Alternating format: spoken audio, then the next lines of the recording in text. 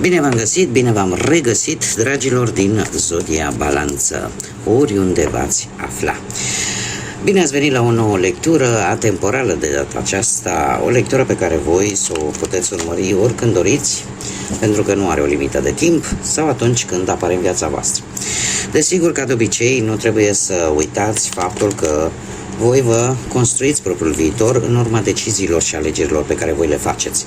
Așa că vă rog să luați decât acele mesaje care rezonează cu voi, iar restul lăsați-le să zboare în univers, pentru că sigur sunt pentru alte energii care într-o mai mică sau mai mare măsură au legătură cu Zodia Balanță. Așadar, toți cei care aveți nu numai Soarele, ci și Ascendentul, Luna, Venus sau oricare alt aspect astral important pentru voi din harta voastră natală și care are legătură cu Zodia Balanță, această lectură este de asemenea și pentru voi. Așa că haideți să vedem care este energia voastră în acest moment în funcție de situațiile în care vă aflați, de ce gândiți, de ce simțiți, care este energia dragilor mele din Zodia Balanță sau cu legături importante cu această zodie. Se pare că o energie de un atașament nu foarte sănătos. Aș spune că sunteți într-un moment din viață în care în permanență căutați aprobarea altora. O situație de codependență vis-a-vis de o relație toxică, poate de o relație de muncă toxică de asemenea, sau poate ceva legătură cu o situație financiară. Este foarte interesant că avem și pe Venus. Pe Venus, care ne vorbește de o autoestimă foarte joasă și de faptul că poate ai un sentiment, eu aș zice, destul de fals, că pentru a te simți tu bine în pielea ta trebuie să asculți de părerile altora, de ceea ce spune altora, sau dacă vrei să reușești ceva sau ca o dorință să se activeze într-un fel, depinzi cumva de alte persoane, de alte relații sau de alte situații. Deci este clar că acest atașament anxios, nesănătos, nu este tocmai o energie foarte grozavă în acest moment.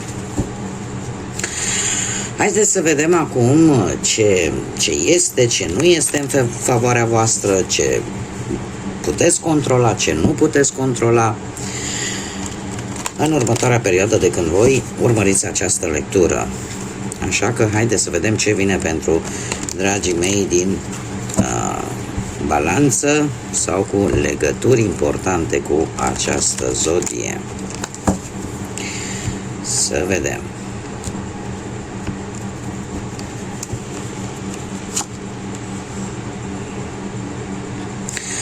Totuși, situația voastră actuală este una în care ori vă pregătiți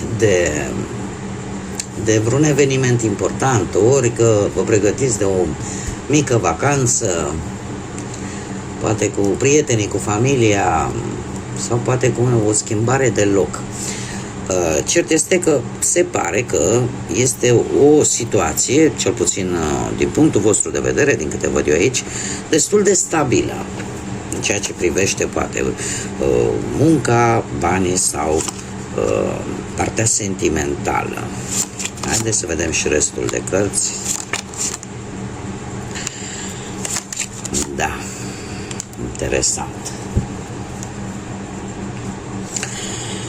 Dragilor, ce nu prea este în favoarea voastră? Faptul că vă învârtiți într-un cerc vicios, faptul că nu vreți să vedeți de fapt care este realitatea.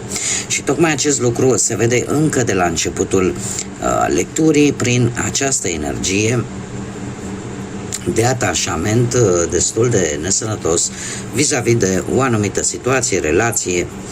Asta trebuie voi să adaptați în funcție de situațiile în care vă aflați. Faptul că nu este în favoarea voastră un anumit aspect, și anume ideea că încercați oarecum să căutați o ieșire, dar rațiunea, logica, parcă nu se prinde de voi. Nu puteți lua încă decizii dacă nu vedeți lucrurile foarte clar. O senzație de fals blocaj, pentru că e posibil ca realitatea să nu aibă nimic de văzut cu ceea ce gândiți voi sau cu realitatea pe care voi vă construiți în mintea voastră. Iar asta poate juca un rol negativ în viața voastră. Și anume faptul că închizându-vă în acest cerc negativ, nu faceți altceva decât să vă rupeți practic de ce se întâmplă în lumea reală. Vă faceți tot felul de gânduri negative și asta poate dezvolta o atracție universală a unor energii negative. Da? Cumva, poate că ar fi bine să mai reevaluați un pic acea situație, acea relație și să scăpați de teama care vă poate bloca. Care vă poate bloca într-o relație rea, într-o situație rea, într-o conjunctură care nu este sănătoasă pentru voi. Și poate că știți cum e, că e un proverb care spune mai bine singur decât într-o relație nesănătoasă sau decât într-o relație care nu-ți aduce nimic bun. În schimb, cumva paradoxal, ce joacă un rol favorabil pentru voi, avem un 5 de spade. Foarte interesant. Un 5 de spade care îmi spune că vei ști cumva, vei reuși într-un fel sau altul să, nu știu, poate să treci peste anumite gelozii, peste anumite invidii și în felul ăsta poate să știi ce lupte trebuie să alegi, unde trebuie într-adevăr să te zbați și unde nu. Sau poate pur și simplu îți dai seama că situația în care tu te afli în acest moment este o situație în care nimeni nu are nimic de câștigat. Și dacă aparent unul dintre voi câștigă, da, e o falsă victorie. Pentru că pe termen lung va avea mai mult de pierdut. Iar lucrul acesta, faptul că tu îți dai seama de acest aspect al vieții, nu face altceva decât să joace un rol pozitiv, favorabil pentru tine. Și asta e valabil indiferent de ce plan al vieții vorbim, că fie el profesional, material sau sentimental. Ce puteți voi ține sub control? Un 9 de cupe. Dragilor, voi puteți ține sub control în ce fel puteți obține stabilitatea, în ce fel puteți progresa pe diferite aspecte ale vieții. Depinde de voi, nu știu, dacă vreți să vă extindeți poate propria afacere, dacă vorbim de muncă, sau depinde de voi dacă să obțineți o anumită avansare, să obțineți un anumit post, nu știu, să mergeți poate la un interviu, depinde de voi cum vă veți afișa la respectivul interviu, în așa fel încât răspunsul să fie unul pozitiv și în acest fel o așteptare să se cam termine. De asemenea, depinde foarte mult de voi ca anumite probleme legate de bani să se îndepărteze. Cum? Păi, poate reușiți cumva să recuperați o anumită sumă de bani care părea până acum imposibil de recuperat.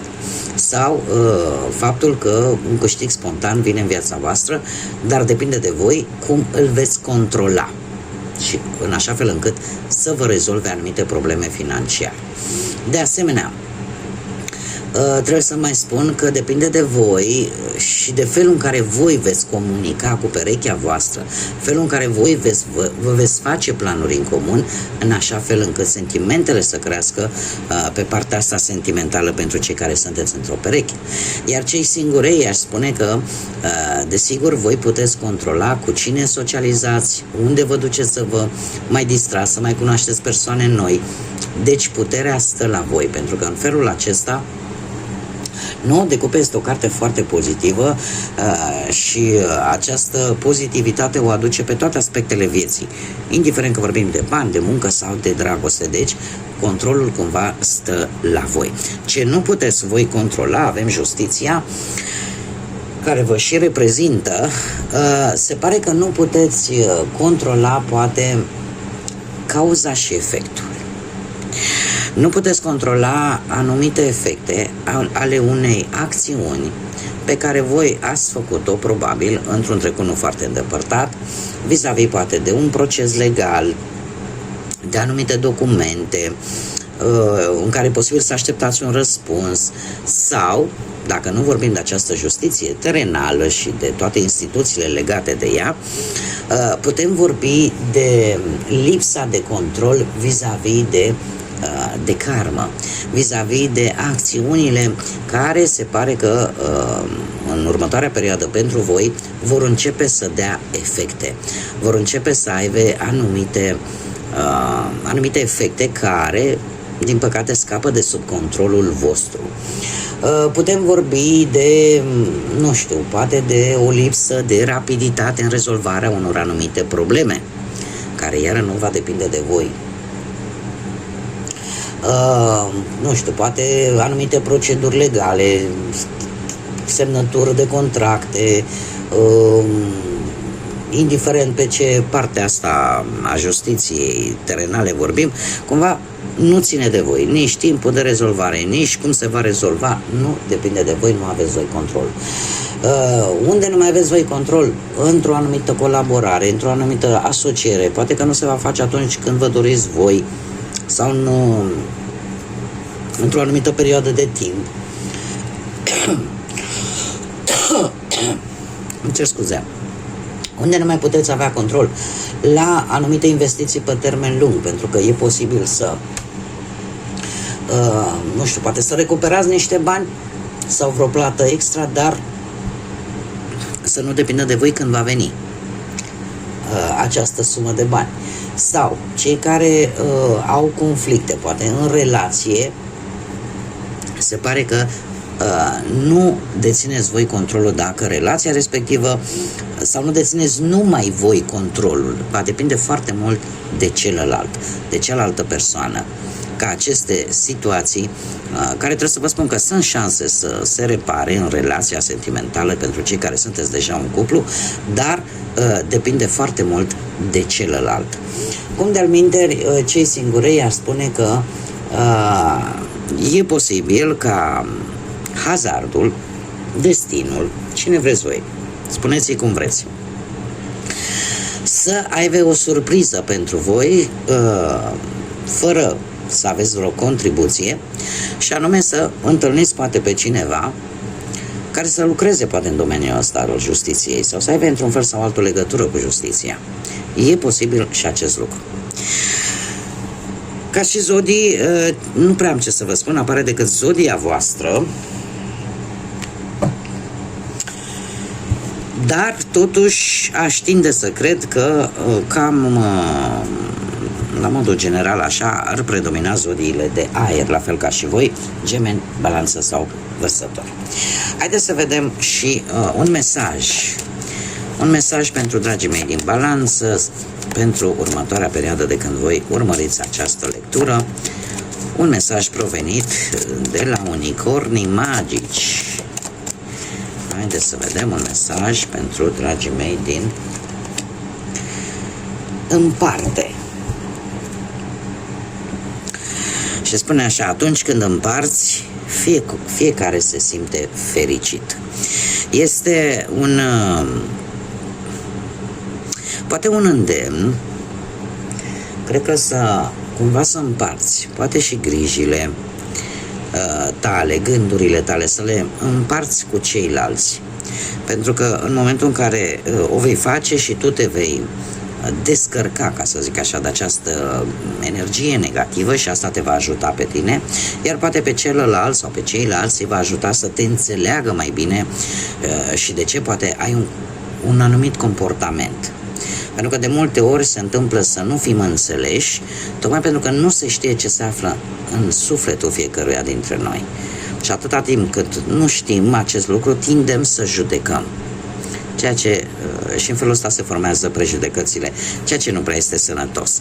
De asemenea, putem vorbi de a împărți, poate nu neapărat gânduri, cât poate și alte lucruri. Da? În momentul în care, nu știu, împarți ce ai și tu, împarți și cu altul, cu alte persoane sau ajuți pe cineva și în felul ăsta te simți, ai o energie de mulțumire care te ajută. Te ajută și pe tine din punct de vedere spiritual, din punct de vedere mental, sufletește, dar îl ajută și pe cel care primește ajutorul tău. Bun, dragilor, cam atât am avut pentru voi la această lectură. Eu vă mulțumesc pentru prezență, ca de obicei, vă mulțumesc pentru like-uri, distribuiri și comentarii. Vă aștept ca de fiecare dată, cu mare drag, la fiecare lectură. Invit pe toți cei care încă nu v-ați abonat, dacă v-a plăcut, dacă ați rezonat, dacă vreți să mai vedeți și alte lecturi de acest gen, nu ezitați, abonați-vă, este gratuit, cum de asemenea apreciez sprijinul vostru în continuare prin intermediul, desigur, al like-urilor, distribuirilor și comentariilor voastre. Până data viitoare, când ne vom reîntâlni la o nouă lectură, eu vă doresc o perioadă cât mai liniștită, cât mai înțeleaptă și, eu aș zice, cât mai plină de rațional, de logică, pentru că se pare că pentru cei care s-au regăsit cu această lectură, se pare că aveți nevoie, așa că multă lumină în suflete și în gânduri. Până la o nouă lectură, numai bine și să fiți iubiți!